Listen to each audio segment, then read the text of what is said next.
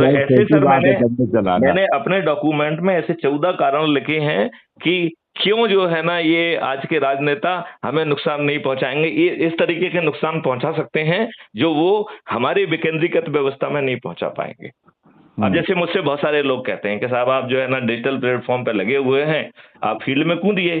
तो मैंने कहा मैं तो फील्ड में रोज कूदने के लिए कूद रहा हूं। मैं तो आपसे ये कह रहा हूं ना कि आप 100 लोगों को जोड़कर यदि मैथिली शरण गुप्त को इनवाइट करेंगे अच्छे भारत के संकल्प समारोह में, तो मैं वचनबद्ध हूं पहुंचने के लिए।